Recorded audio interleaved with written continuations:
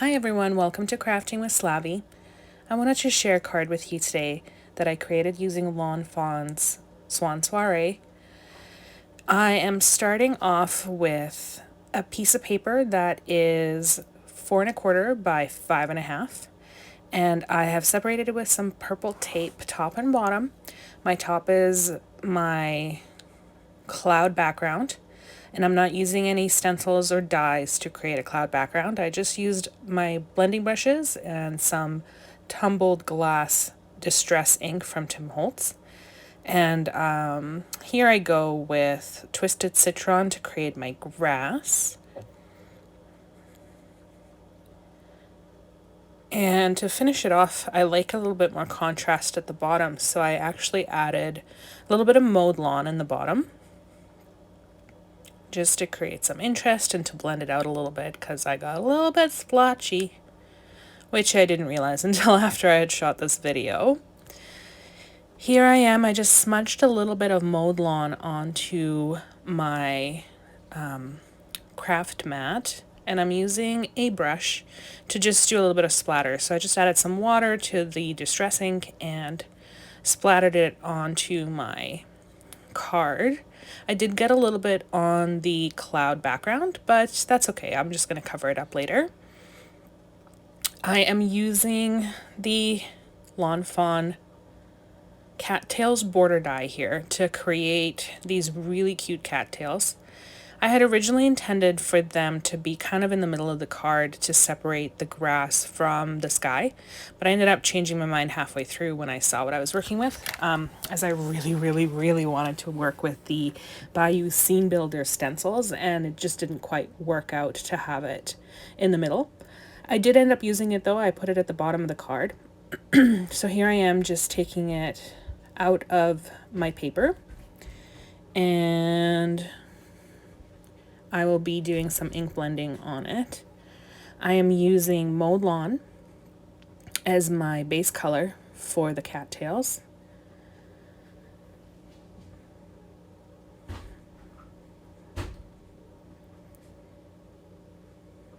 And then I'm going in with Lucky Clover just to get a little bit more contrast.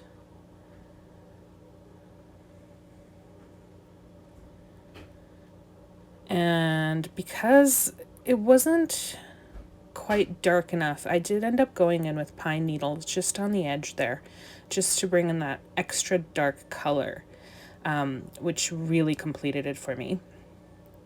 Now, to do the heads of the cattails there, I used rusty Hinge, and I left the die cuts in the paper so that it was just a little bit easier to blend out, and I didn't have to worry about holding those little pieces non-stop while I was trying to ink blend them.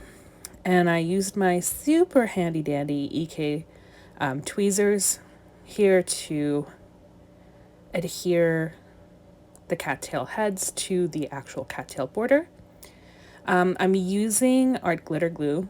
Not that you can really tell, it's my favorite brand of glue.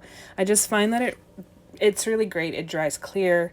It is really easy to work with because of the metal tip, and it's really great for precision application like you would need to put something like this together. So once that was done, I brought over my border, or sorry, my card, and I am going to use those stencils that I'm just so excited about to finish off my background. I'm using my purple tape again. I'm going to put the tape on the back of the card and put the stencil on the front. I was a little bit concerned about how well that would hold together with me ink blending over top of it, so I used another piece of tape to hold it at the top. And I went in with pine needles here to do the vines, just to get that nice dark contrast and to match the cattails border that we had worked on earlier. In retrospect, I totally should have actually taped my card base to the mat that I was working on, but you know, next time. So this is the second piece of the scene builder. stencil, and this one is for the actual leaves. So I used Mowed Lawn to get the leaves just because I really love that green, and I thought it was a really nice contrast to the pine needles. And you can see at the end, or even here, how nicely the vines just come through and blend in together. So I'm using my glue here again, and I am going to adhere this border to my card. I am just doing kind of the bottom and leaving those large areas with the cattails, as I want to tuck stuff in behind them.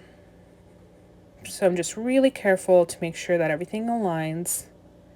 And then off camera, I took just a bit of a scraper tool, and I took off any excess glue that I had. So I am now stamping the Swan Soirée swans, as well as the various cattails, I guess, and grass and all that stuff. You can see where I made a bit of a mistake and I let go of the stamping block and had to re-stamp the swans. I'm using my Copic markers here to color these guys in. For the bigger swans, I used C1 and C4, as well as the Colorless blender, just to get them to blend out. And bear with me, I only just recently got my Copic markers, so I'm not super familiar with how best to use them. And so this is all kind of a practice test for me, but I thought it was really important to include it, as I know that there's probably a lot of other people who are just starting out with their Copics and don't necessarily know how to use them. Like you can see here, my Copic marker went a little crazy with the ink and was all, I'm gonna run everywhere. But that's all right. I went in with the lighter marker as well as the Colorless blender, and off camera, when I'm done the coloring, I actually went in with the Sakura white gel pen just to kind of get my white border back once I die cut everything. The little swans here, I actually just went in with the C1 and the Colorless blender to keep them really light and adorable. And then for the little beaks, I went in with a Y08. To get the lotuses, that's beautiful color, I used RV02 for my lighter color and RV04 for my darker. For everything that was green, so we've got those lily pads, the grass, all of those, I went in with a G19 for the darker color and a G14 for the lighter color. And I just had the light coming in from above. It seemed to work out pretty well, except for the bleeding. Let's not talk about the bleeding.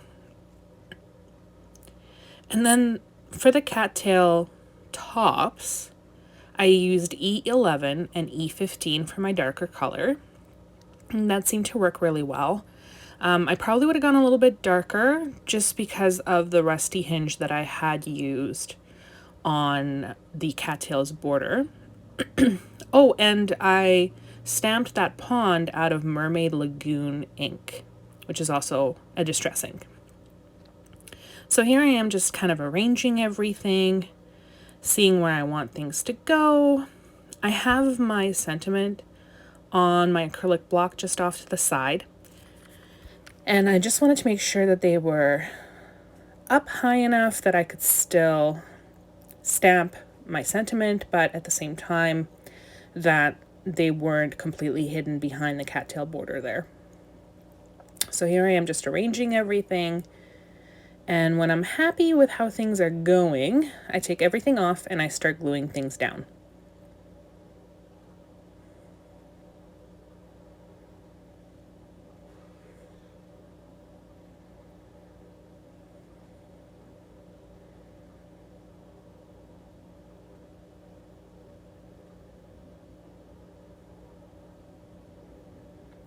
I also used some foam tape to pop up my swans and the lily pad as well.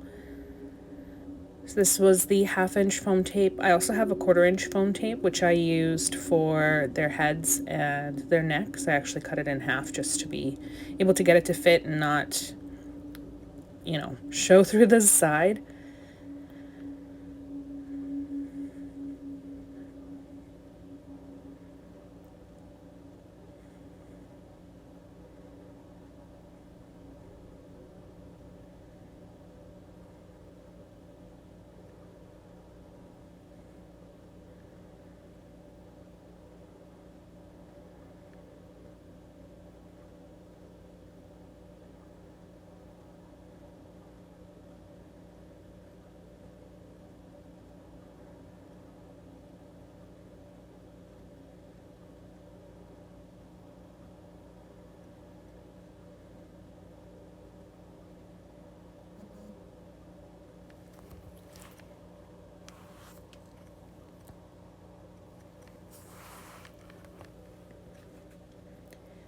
And I ended up not using all of the die cuts that I had. I colored way too many and I die cut them all out, so I'm actually saving those for another project.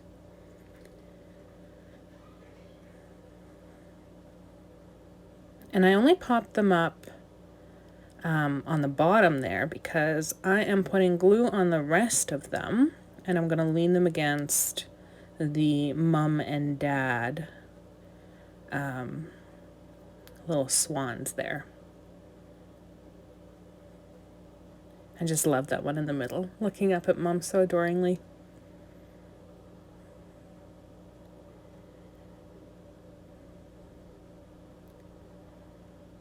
And here I am playing around with the cattails. Where else can I put you? We're going to put you right back on the water.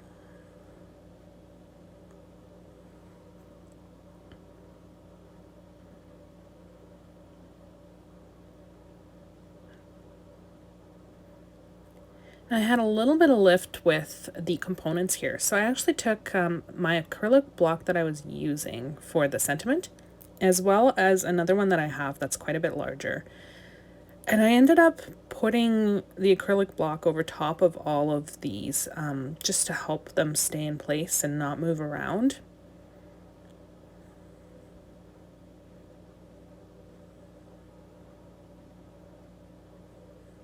Like that.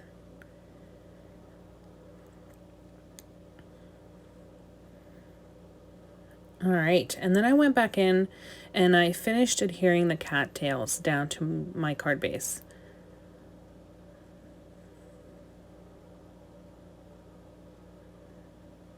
Don't worry, the acrylic blocks, they will come to the rescue. There they go.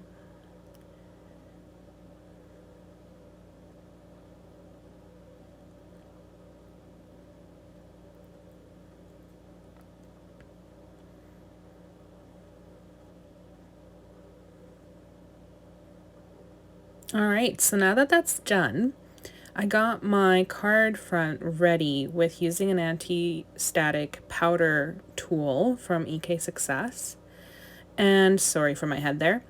I stamped my image using the Ranger embossing ink. And to emboss it, I used the Ranger embossing powder in superfine gold,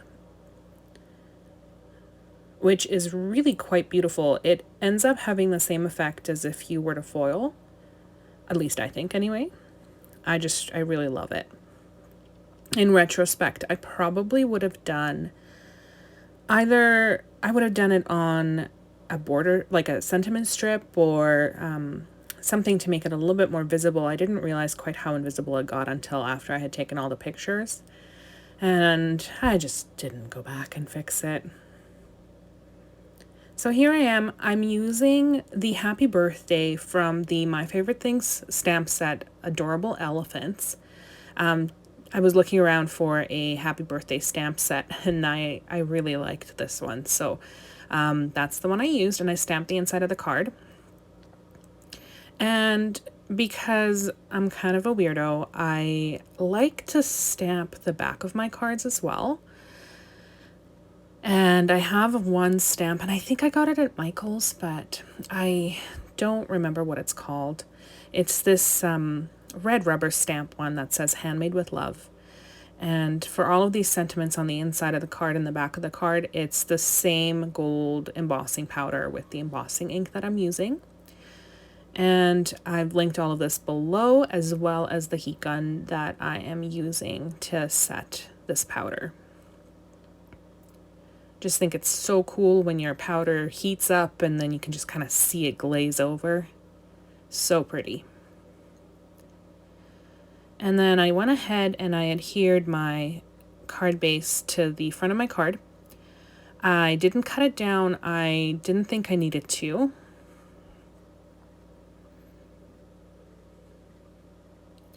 And to finish it off, I actually wrote my sentiment on the inside using an embossing pen that I have also from Ranger, and I used the same embossing powder to finish it off.